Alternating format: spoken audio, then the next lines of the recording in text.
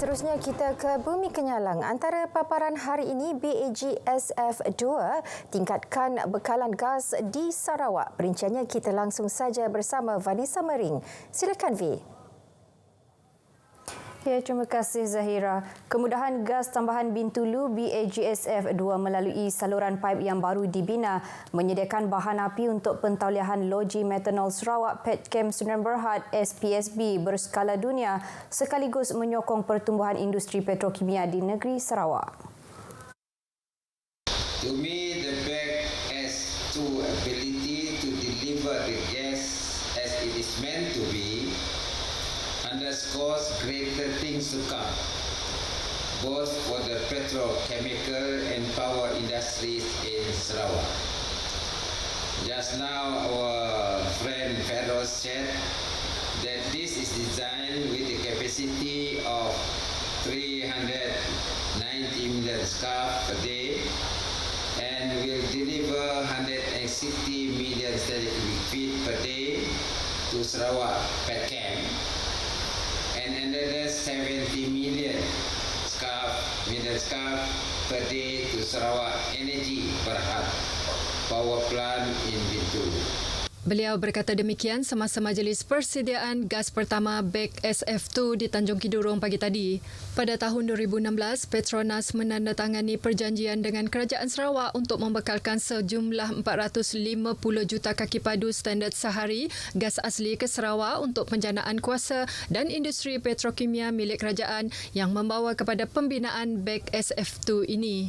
5 tahun kemudiannya, Petronas menandatangani satu lagi memorandum persefahaman MOU untuk meningkatkan bekalan gas kepada 1,200 bilion kaki padu gas sehari ke Sarawak. Dalam perkembangan lain, Datuk Patinggi Tan Sri Abang Johari berkata penanaman semula hutan terdegradasi dengan spesies pokok yang cepat tumbuh dan menukar sisa kayu kepada tenaga boleh diperbaharui boleh menjadi bidang perniagaan baharu di Sarawak. Ia boleh menjadi bahan mentah dalam menghasilkan kuasa tambahan kepada tenaga hijau. Jelasnya bukan hanya menebang pokok dan menjualnya, kini sisanya dapat ditukarkan menjadi tenaga. Ujarnya lawatan ke kilang di Norway baru-baru ini di mana kilang tersebut menghasilkan sisa kayu yang juga dipanggil wood pellet, pellet kayu sebagai tenaga. Di London, England, they produce power 2,500 megawatt from wood pellet. Meaning, what we do here, we replant our degraded forest area with new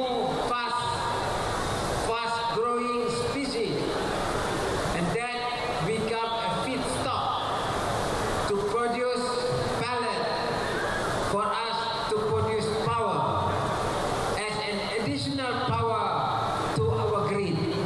Tambahnya, dengan penanaman semula hutan yang terdegradasi dengan jenis pokok yang cepat tumbuh ini akan membolehkan kitaran untuk menghasilkan pelet kayu yang sentiasa diperbaharui. Beliau berkata demikian ketika berucap pada Majlis Makan Malam ulang tahun ke-63 Persatuan Chiang Sia Huang Sarawak Sentral di Sibu. Turut hadir pada majlis tersebut adalah Timbalan Menteri Kesihatan Awam, Perumahan dan Kerajaan Tempatan Michael Tiang Ming Te, Konsul Jeneral Republik Rakyat China di Kuching, Zing Weiping. Nasib lebih 400 mangsa penipuan pelaburan hartanah di Sarawak, Johor dan Kedah bakal terbela dengan tindakan siasatan yang lebih menyeluruh daripada polis Diraja Malaysia. Menurut Setiausaha Agung Pertubuhan Kemanusiaan Masyarakat Antarabangsa Malaysia (MHO), Datuk Isyamuddin Hashim, ia merupakan jaminan selepas pertemuan beliau dengan Pesuruhjaya Polis Sarawak Datuk Muhammad Azman Ahmad Sapri di Ibu Pejabat Polis Kontijen Sarawak di Kuching. Kita telah mendapat maklum balas daripada pihak PDRM bahawa telah tindakan daripada pihak polis telah berlaku yang mana pengarah syarikat ataupun mastermind ataupun pihak yang mendalangi skim hartanah ini telah dituduh. Ada dua pertuduhan. Dah ada 2 pertuduhan diberi, dah dituduh dulu, dan ada hampir 13 report telah dalam siasatan, 18 report telah dibuka kertas siasatan. Jadi ini menunjukkan bahawa ada tindakan. Beliau memberitahu syarikat berpangkalan di Sibu ini turut menipu mangsa di Johor dan Kedah dengan laporan baharu yang semakin meningkat. Beliau ditemui pemberita bersama dengan lebih kurang 80 daripada hampir 400 mangsa dari Sarawak. Justru pihaknya menggesa pihak polis lebih proaktif tentang kes ini yang dipercayai telah menipu sejumlah 50 juta ringgit dari mangsa-mangsa menerusi skim-skim pelaburan hartanah dan pembinaan rumah murah melalui ejen yang merupakan ahli keluarga, kawan dan juga kenalan mangsa. Ejen pula ditawarkan komisen lumayan sebelum menghilangkan diri dengan alasan tidak lagi bekerja dengan syarikat tersebut. Sejurus pembayaran pertama atau lengkap telah dibuat kepada syarikat. Kompleks sukan debat yang baru siap dibina akan diserahkan dalam masa terdekat. Projek bernilai 8 juta ringgit ini merupakan titik bermulanya suatu usaha mengubah lanskap pembangunan di daerah Debak yang bakal menyaksikan beberapa projek lain akan turut dibina di lokasi berhampiran. Menurut Timbalan Menteri Pembangunan Kesejahteraan Komuniti Sarawak Muhammad Raziz Hitam yang juga Adun Saribas, projek ini sebenarnya diluluskan sebelum pandemik COVID-19. Disebabkan itu, kerja pembinaan projek ini mengalami kelewatan dan hanya siap baru-baru ini. Jelasnya, fasa pertama projek ini merangkumi pembinaan padang bola sepak dan trek balapan. Diikuti fasa kedua projek ini akan mula dilaksanakan. Untuk fasa kedua ni, konsepnya ada grandstand, ada indoor stadium, and then kita cadangkan dimasukkan kolam dan tasik lah yang disertakan dengan taman-taman rekreasi. Jadi ini akan menambah dia punya tarikan lah, bersukan dan berrekreasi pada masa yang sama. Muhammad Razi ditemui pemberita semasa program Debak Fest dan konsert Cinta Merdeka Sarawak FM baru-baru ini. Dalam pada itu, orang ramai yang ditemui juga menyambut baik pembinaan fasiliti sukan ini sebagai pelengkap kepada fasiliti-fasiliti sukan lain yang telah dibina di daerah Debak. Kompleks sukan tersebut kita harap dapat diguna pakai untuk kita menganjur sukan, contohnya MSSR daerah Betong yang selama ini hanya diadakan di Betong. Kita harap apabila ada kompleks sukan tersebut siap nanti, insya-Allah kita cuba bawa MSSR daerah Betong ke Debak. Mantap YB. Terima kasih sebab dah beri kompleks sukan dengan warga Debak. Terbaik. Semoga dapat melahirkan lebih banyak atlet-atlet di bahagian Saribas tu dan mewakili Sarawak. Selain fasa kedua kompleks sukan Debak, pihak kerajaan juga dalam proses memulakan beberapa projek lain di Debak. Antaranya projek yang dirancang adalah projek pembinaan bangunan pejabat daerah Debak yang baharu.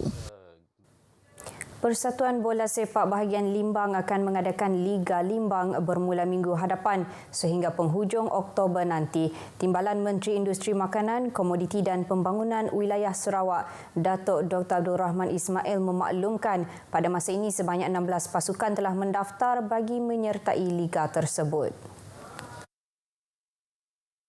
Disebabkan oleh 3 tahun kita tidak mengadakan kejohanan ini, maka ada juga tim-tim yang lama yang tidak dibubar dan banyak yang tim-tim baru. Jadi kita sekarang ini mula tahun ini kita mula satu kategori saja, iaitu Liga Limbang. Tidak ada Liga Premier dan Liga Super. Ujarnya lagi, selain itu, Limbang buat julung kalinya akan mengadakan Liga Futsal dan pertandingan futsal terbuka bagi merancakkan lagi aktiviti sukan bola sepak di daerah itu. Beliau menyatakan demikian kepada pemberita selepas hadir ke perlawanan akhir bola sepak Piala Veteran di Kompleks Sukan Limbang.